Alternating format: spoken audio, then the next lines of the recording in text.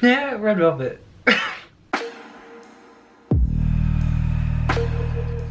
Hello guys, and welcome back to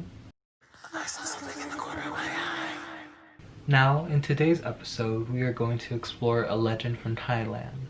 And now, this isn't any other legend I've done. This is actually a story of heart, a story of tragedy, and a story of horror. Today's legend centers around Nak, the ghost of Phra Kanong Canal. Now, this story starts with a beautiful marriage, the happiest one you'll ever see. The couple, Nak and her husband Mak, were two peas in a pod, and they were truly devoted to each other. And they even loved each other enough to bear a child. But before Mak could see his beautiful child, he was drafted into war to fight a neighboring tribe. And as he walked to the barracks, he held his wife and his child close to his heart, hoping to see them once again. During the war, Mak actually got terribly hurt. And when he was nursed back to health at the Bangkok hospital, he was deemed unable to go back to war. So he was sent home. And all he thought was, wow, I'm going to have a child when I get back. I'm going to have my beautiful wife again. And little did he know, there was more to the story. When he got back, he met the town. And just as he left it, it was thriving until he showed up. Everybody started closing their doors. Everything was quiet almost. The fish market was completely desolate. When he tried to check on his friends, all of them would not open their doors. And when people whispered, they would not even look directly at him, but he knew he was being watched. But he paid no mind to this.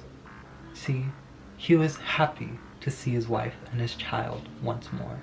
Once he finally reaches his house, Mak is able to see his beautiful wife once again, holding her little one.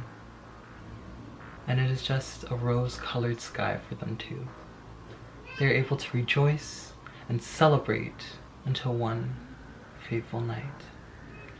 Mak had just come home from getting supplies for dinner, and as he sees his beautiful wife cooking on the stilt house, he sees that a lemon dropped to the floor, and he was like, oh, she's cooking, no big deal, I'll grab it for her. But he sees from the floorboards of the second floor, long, abnormally long arm reach for the lime, and he sees as it slimily recoils back up the floorboards. Mak was in absolute terror. Nothing could have prepared for what he just saw. His wife. A ghost. A ghost. He wondered in silence. How could she have possibly died? What happened when he was at war? And he realized why the town was being so cold to him. She was dead the entire time. You see, Nak actually had given birth when he was at war.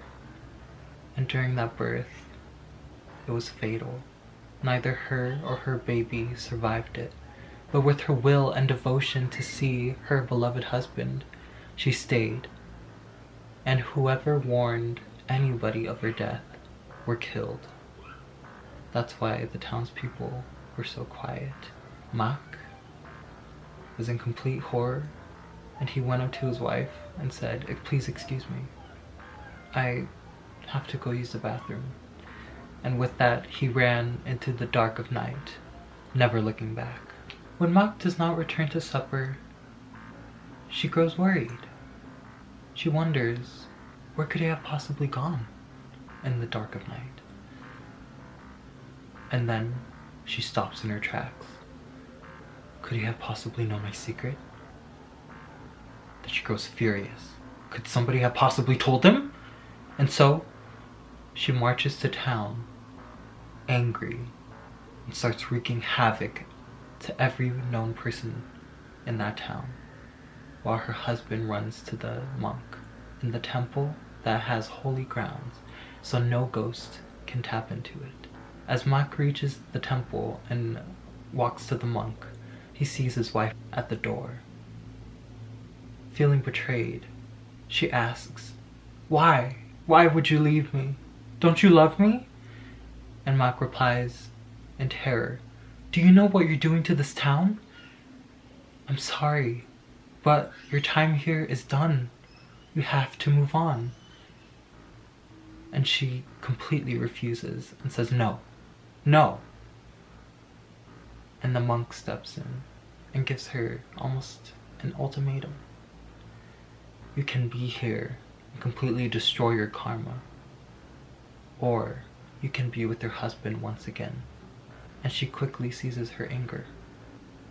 He says that you will meet your husband again, but you must come into this jar so that you must atone for what you have done. And so she agrees. She will be happy to see her beloved husband and child once again, and she willingly goes into the jar. And while that is a happy ending, it's a happy ending of sorts, isn't it? Did you hear that twist? That twist was actually the reason why I wanted to do the story, because it is just an insanely good ghost story and it has heart in it. It's a love story as well. You know, of course I can't connect to it, but it's kind of ideal. I don't know.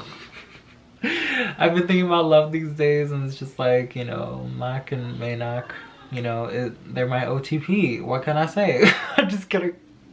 Sorry. But more serious note, there's actually a really cool shrine that's actually made to her. And basically citizens would just, you know, give offerings to her. They'd give her good luck, and you know, they try to appease her ghost so she doesn't terrorize them.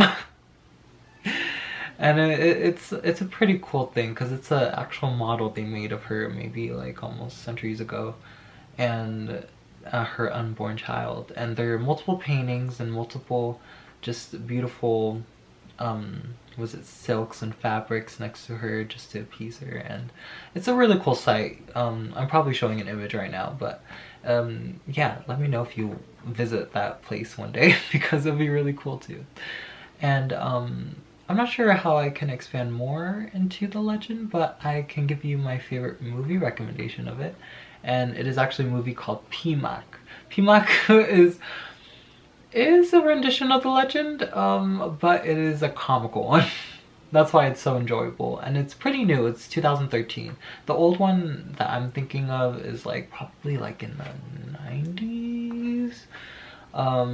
Yeah, they made one then, or maybe, yeah, they made one then, and it was the actual serious telling of it. But Pimak is more funny, because they have their own silly spin to it, but it's basically, it has the same skeleton, but with just a few quirks.